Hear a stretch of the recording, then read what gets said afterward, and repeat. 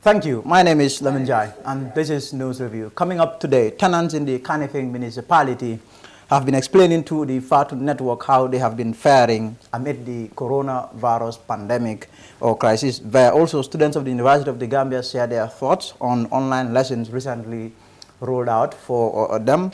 Also, small businesses in the country are going through a nightmare amid the COVID-19 pandemic. Aliu Jallo is an entrepreneur as well as the Chief Executive Officer of Startup Incubator Gambia, an organization that helps small businesses to set up. He will be joining me.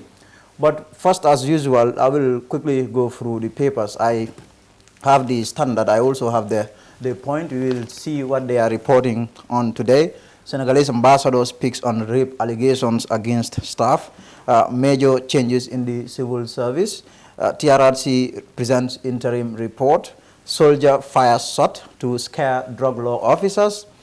Trade union leader urges government to review wages. Let's see what the stories are saying in detail.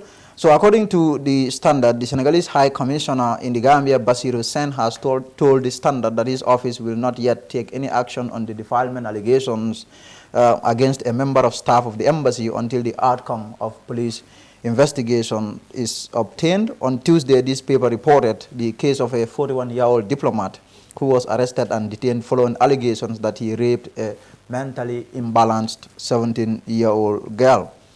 Major changes in the civil service, consistent with its philosophy. That's according to a press release. There's been a redeployment of officials, top government officials. There are at least 12 people were affected. Also, TRRC presents interim report. The Truth, Reconciliation and Reparations Commission, TRRC, on Wednesday, April 29, submitted its interim report to the government. At a small ceremony held at the Ministry of Justice, TRRC chairman or chairperson Dr. Lamin J. Sise handed over copies of the report to Justice Minister Abubakar Tambedu for onward transmission to President Barrow. Also, according to Standard, the German embassy recently donated sanitary materials to the Gambia Police Force worth over $1 million to fight the COVID-19 pandemic. The sanitary items were handed over to the police, to officials at the police headquarters in Banjul. So that is that. Not much there. That is what we have for the Standard. Let's see what the Point is saying. They're saying soldier opens fire after being arrested with cannabis. Senegalese diplomat denies rape allegations, similar to the Standard story there. Also, police launch search for woman impersonating VP Toure. Gambia registers one more COVID-19 case. Senegal registers 59. So according to the Point, Nuha Conte, a member of the Gambia Armed Forces, GAF, who was on Tuesday arrested by operatives of the Drug Law Enforcement Agency, the Gambia, opened fire in the air as a means for him to escape, the Point has learned. He was arrested with suspected bundles of cannabis. Security personnel have currently launched a manhunt for the suspect, who is believed to be on the run at the time of gathering this report. Senegalese diplomat denies rape allegations, and Senegalese diplomat in the Gambia accused of raping a 17-year-old mentally challenged girl within the Greater Banjul area has vehemently denied the accusations, describing it as totally false and misleading and a plot to extract money from him and tarnish his image and character as a diplomat. Police launched search for woman for impersonating VP Toure. Police in the Central River region are currently hunting a woman who was impersonating Vice President Dr. Aissatou Toure of the Republic of the Gambia. The Point has reliably been informed. Meanwhile, one Babukar Job, who conspired with the woman, is in custody and is currently detained at Bansam Police Station as investigations into the matter continues. So according to the Point, the lady who is currently at large at the time of gathering the report posed as vice president in an elaborate Marabout fraud scheme to defraud and extort money amounting to $300,000. That's it for the papers. We will be right back.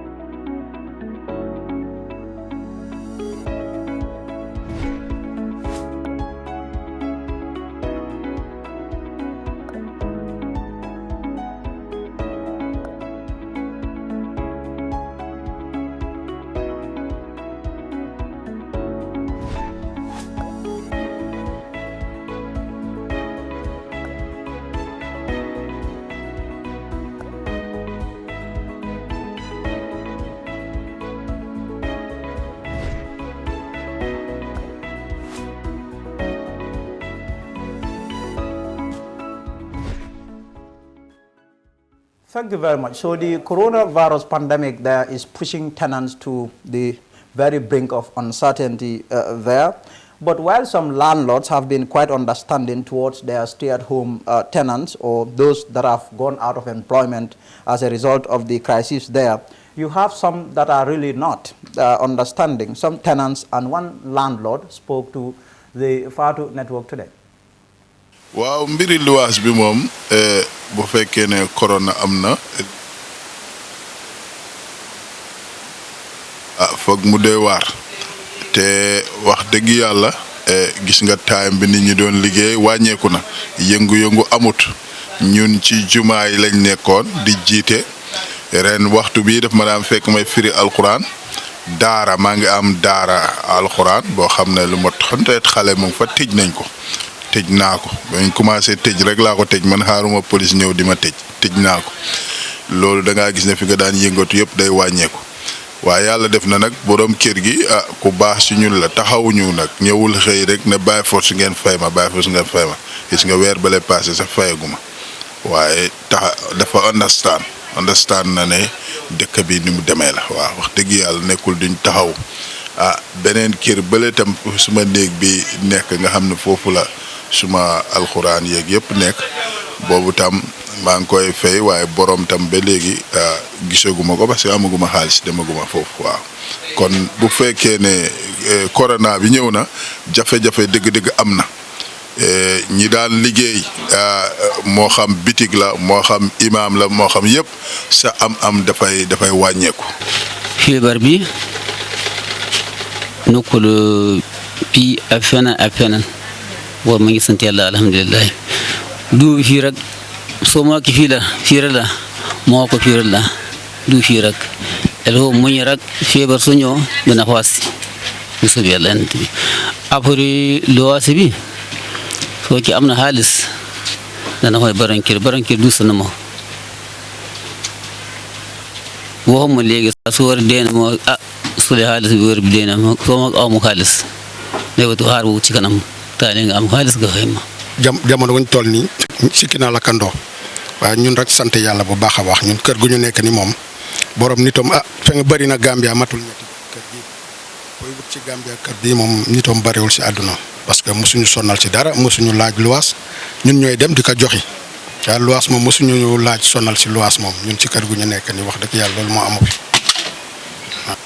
ñun de ñu ngi fay fii luwaas lañ nekkoon ñu ngi fay 1500 weer bu nekk sama doom bi mu ngi fay 1200 dégg nga léegi weer bu dee bi fay na léegi weer bu ñëw bi tamit xamoon naa borom kay dina ñëw laajte fu mu nekkee nii daal si tolof lan nekkee. maa ngi fi man ak sama yaay ñoo fi nekka sama papa dafa gaañu lu yàggul am na at ak léegi maa ngi fi nekk ak 6 xale te ñu ngi business waaye business bi nekkul di dox noonu.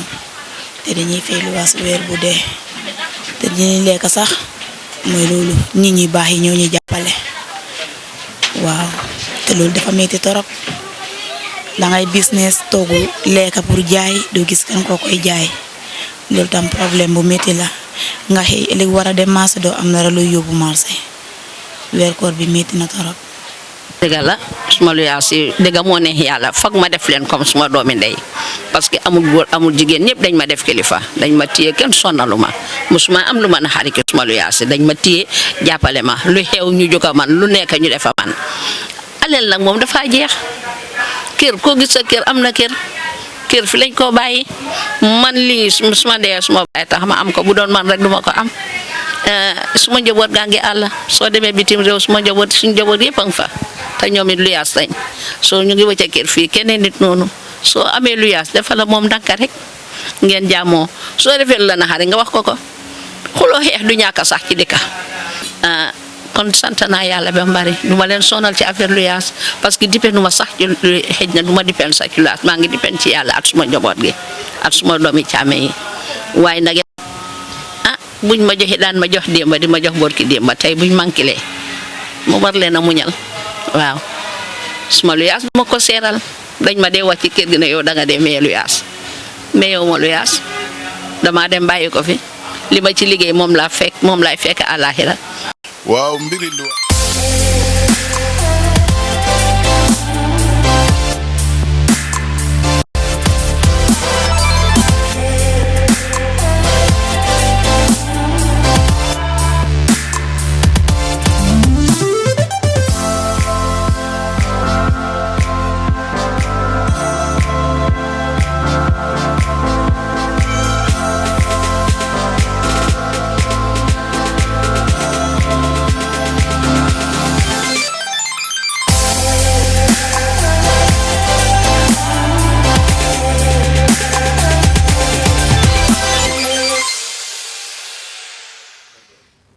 Now, students of the University of the Gambia have been reacting to online lessons rolled out for them by the Minister of Higher Education last week. The students of the university as well as that of the college have since Monday been taking lessons online, but it appears there are challenges.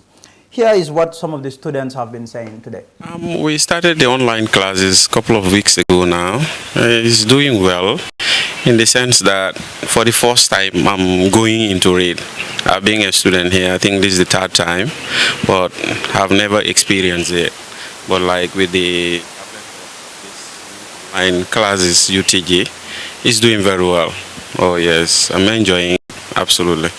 Okay, first of all, we want to congratulate the management of the UTG for coming up with this scheme so that students will not just be sitting at home idling.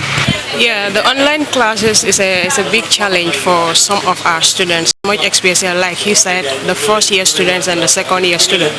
And we, the team of Alliance, just come up here and want to help them out, to show them and also guide them on what exactly to do, so that the online classes will also enjoy exactly everything that is going on, just like others are also doing.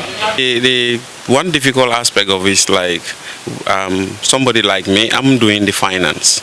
I had to buy a router, register with a company for 1 month, which is very expensive, of course, but it's absolutely good, So if the university can maintain it, like especially for those like us who are public servants, it will be more than good, because you have to close from work, 4 o'clock come here, 5 o'clock for class until 7 o'clock. So with the online class, that will help us, like you can come 7, 8 o'clock to 10 o'clock when you're at home, when you're free.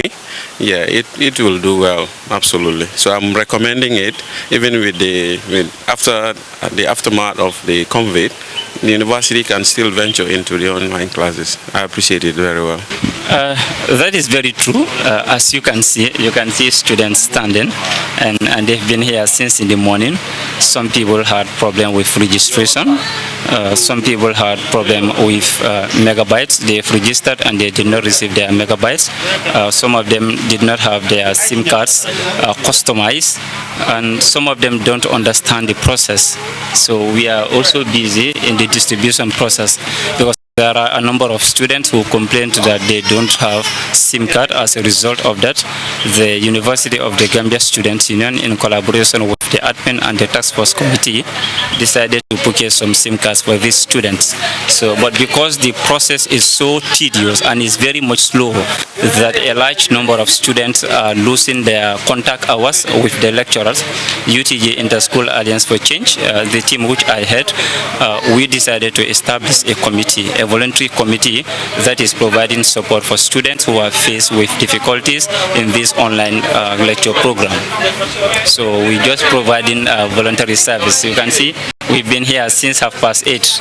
So just trying to assist the students in different areas. It's the very first time in the history of the University of the Gambia that online lecture is introduced. So you would know that it's a circumstantial event, and the University of the Gambia is not prepared for it. So when we had the corona outbreak, the university had to quickly develop a program scheme that is to accommodate students in order to make sure that they are able to access the online lecture program. Again, we don't have orientation and mentorship program in the University of the Gambia. If you look at most of the students who are affected with this problem are either first year students or second year students. Most of the final year students and the third year students were able to quickly recruit themselves into the system, and they cope very quickly. They did their registration and they are comfortably attending their lecture. We started TAF Africa Global is proud to launch the Moria Gardens, conveniently located in Bruford, 5 minutes off the Bruford Highway. Moria Gardens is set to comprise of 20 fenced and gated service plots with sizes ranging from 264 to 420 meters square.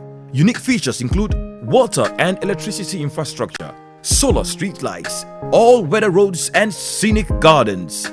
We offer a 10-year mortgage plan with a 25% equity down payment in partnership with GT Bank, Trust Bank and Eco Bank. For more information, please contact 376-2333 or 776-2333 or visit our offices at Madiba Mall at Taft Bruford Gardens, opposite 5-Star Hotel.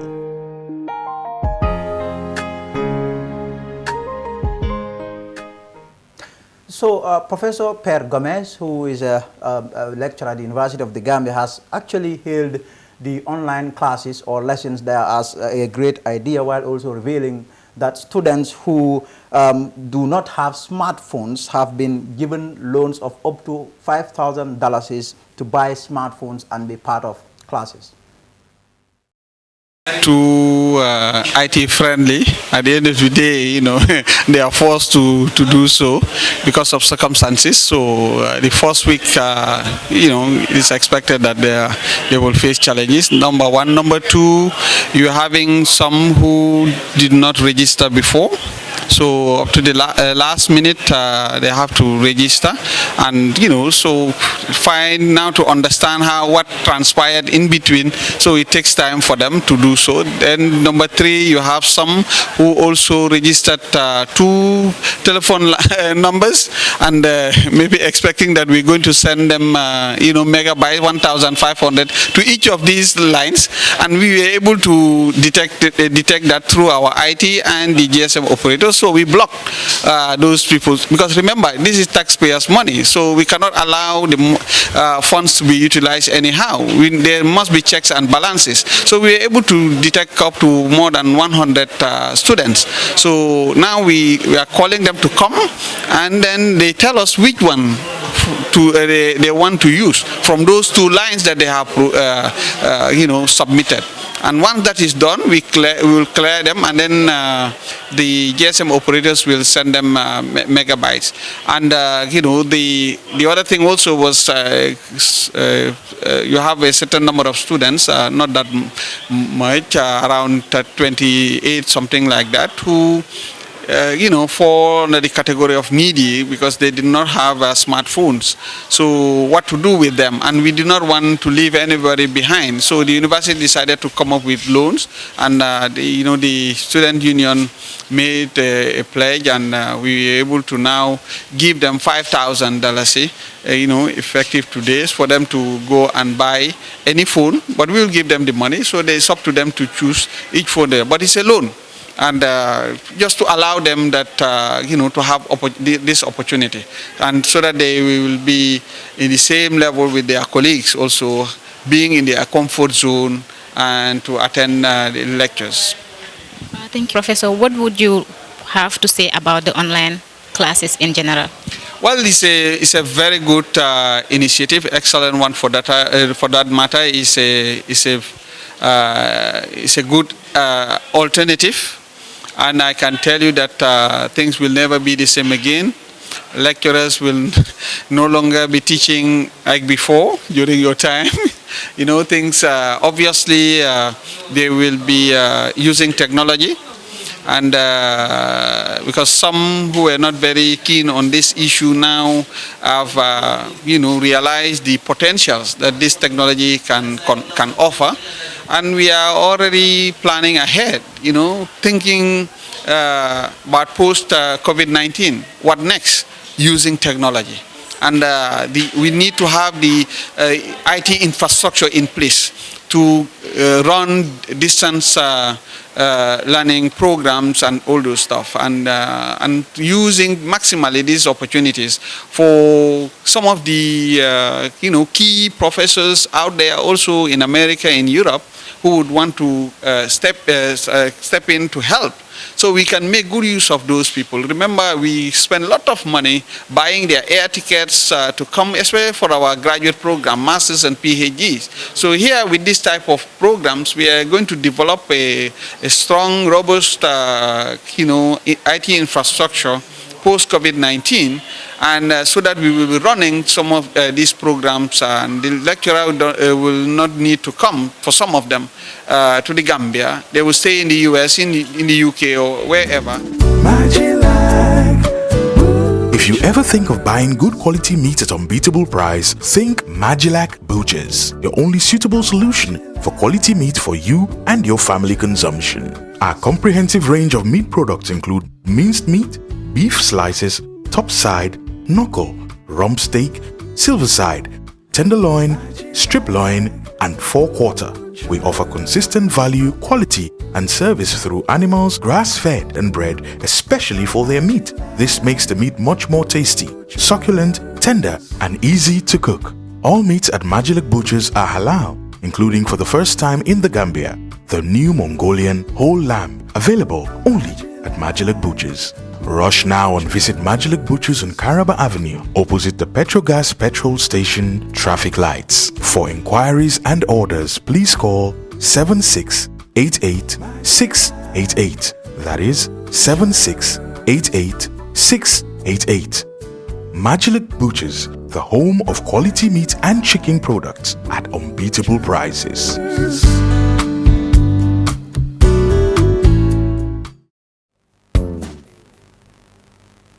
Fatu Kamara with those Vox Pop reports there. Now, small businesses in the country, especially startups, are going through all manner of difficulty due to the coronavirus pandemic there. There are even reports that some of these businesses have decided to close.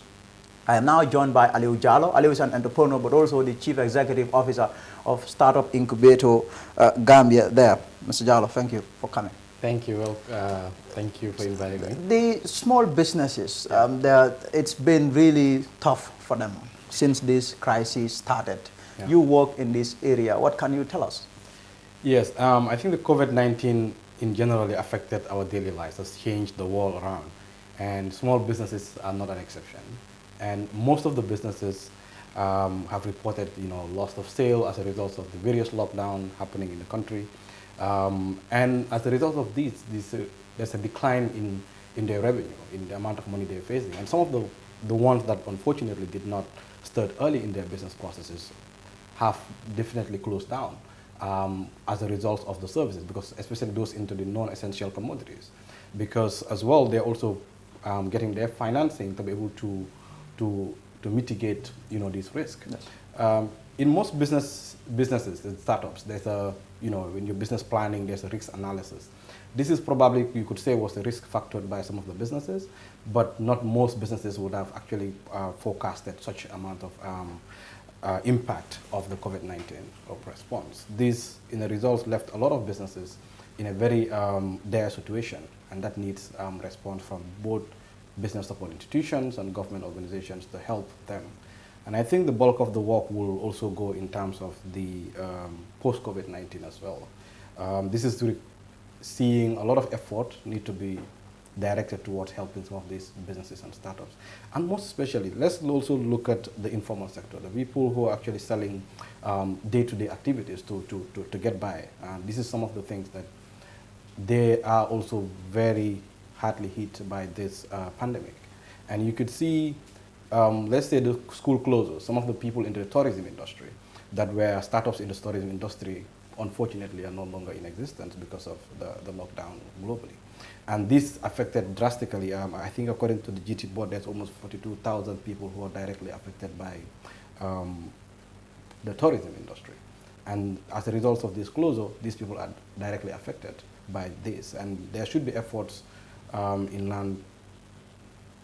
in this regards to help them actually be able to cope with I'm not sure governments saw this coming, this crisis. Absolutely. I'm not sure government saw it coming. Yeah. But could it have been avoided, the pain, the suffering that small businesses are going through? Could that have been, could they have been avoided or lessened? I think one of the things is, I think I am of the opinion that this is a surprise to the entire world. Big economies like the United States and other countries are really affected more or less of the Gambia. I think there should have been at the beginning stage, when this thing has been already having so many cases, we could have been more proactive and prepared to put in measures to help cope this, because there's a lot of unemployment of the country in itself. Talk less of now because of this COVID-19. There's a lot of people unemployed as a result of this, and they need livelihood to go by. I see a lot of on social media different initiatives responding to relief funds and donor agencies, and the wonderful thing that the GCCI did with the Teleton, which is a great initiative in supporting the government. But I also think that, as much as we're supporting government, we also need to consider the small businesses that are actually struggling to also keep their... I was going to ask you that the government's support there in terms of their response in helping small businesses to at least, also sail along. As of now, I don't know of any concrete support plan as I've seen in other countries taking place. And most of it has to do with, providing relief packages for some of these businesses. Or, for example, talking with the banks to allow some of the businesses that are that have taken loans, to give them breaks, for example, for the payment period. Let's say as simple as rental payments. If you're renting a house of your business location, you have to pay rent monthly. But because you have closed down, you have to pay rent anyway. But there's no cash flow coming into your business. How do you expect to survive? And probably by the end of this COVID-19, a lot of businesses will be kicked out of their business locations. And let's also look at in terms of it from the rural areas, which are some of the mostly hard-hit areas as well. I think now in Gambia, we all know it's a vegetable season, it's gardening season. Most of the women harvested their gardens and their producers. And usually we bank on the tourism industry as well as the vibrant economic sector. Lumos, for example, local lumos where they actually sell their produce. But as a result of this lockdown, this is not possible. So what can we do to actually help these small and medium-sized enterprises and small-scale farmers to help them cope with this pandemic? How about those that are starting freshly, startups? Those that are starting freshly, like I think, unfortunately, I think it's and those who are starting fresh is there's a two different. I will analyze it in two ways. It's those who are starting fresh. It could be a good start because as entrepreneurs you need to pivot. You need to think around the situations. And that means it's like you have seen, for example, let's say example of we've seen face masks all around, right? Example like Tiga, there's Jane Creation, BJ Creation, like all these guys, Yao's Creation, there's all fashion designers now turning their fashion brands into making local face masks that are available for sale. I'm telling you. That actually shows that entrepreneurs also, you have to be innovative and also respond to crisis based on actually the circumstances in which you face.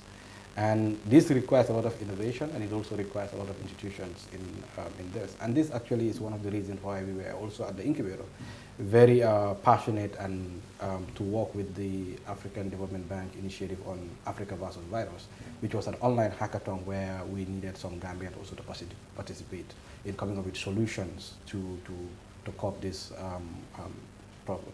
What would you like the government to do? Because from the look of things, it is young people mostly who are, affected by this, who are into small businesses. Yes. What would you like the government to? I think in small businesses, I think right now it's the rapid response, which is as much as possible, even possible to give them grants so they can pay off some of their staffs, because these small businesses actually requires this cash flow to pay off their staffs. If they don't have this cash flow, they're not able to, so they have to lay off some of their employees. So government allowing them to give them some kind of incentives, that will actually help them to be able to maintain their operations at a minimum whilst being pivoting. But I also want to say, in terms of opportunities for entrepreneurs, this is also another opportunities on different industries. When you look at delivery services, because there's a lockdown, a lot of demand for high delivery. But it also comes with, the taking care of the precautionary measures that is recommended by WHO. So there are opportunities as well as there are huge problems, but also this could be also another turning point for us as African small entrepreneurship ecosystem like the Gambia to leapfrog from the stages we are to this. And this is more important when it comes to technology. A lot of people, for example, we are working from home, we're trying to use softwares and different platforms like Slack, and Zoom calls and meetings and conferences to be able to, let at least some of part of our operation continue to work. Yes. And we have seen a lot of that pivoting going around, and we need to also invest. This is a wake-up call for the government to invest more in technology as well, in as much as well also support them in terms of access to resources and finance. Let's say, for example, in terms of policy, because of these pandemics, there will be need for tax breaks, there will be need for the central bank to reduce interest rates and some of these things, to be able to help these entrepreneurs to small businesses to cope and actually able to help the economy to recover from this crisis. Aliou Jallow, thank you for coming. Thank you so much. Aliou Jallow, an entrepreneur and Chief Executive Officer of Startup Incubator, speaking to us there on small businesses and the troubles that they are facing due to the coronavirus pandemic there. So that will be that for today's show. Thank you for being there. We'll be back next week. I am Lamin Jai. What? Take your feet. Take your feet. It's our bling bling. Hello everybody, my name is Awa Bling. I'm a hip-hop artist and an activist.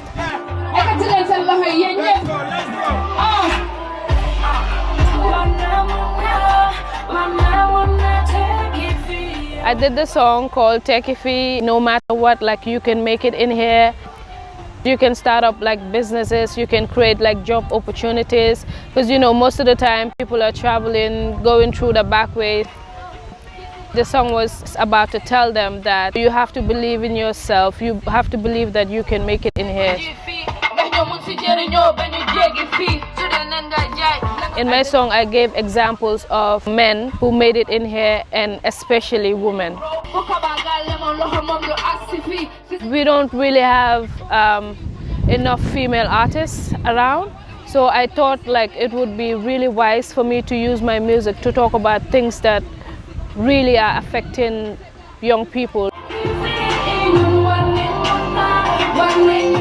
When you go up country, you realize lots of things to learn from. You see different type of people trying to engage the youths, trying to make them believe in, you know, themselves. It was really something positive. I haven't seen any reason why I cannot make it in here. Be you, like be bold, be a risk taker, set up goals. That's the advice I'm giving to the youths here, and especially women. So yeah, take it free, that's it. It was a beautiful experience. You are what you believe, bro. Being a parasite, you only get deceived, bro. Lemon,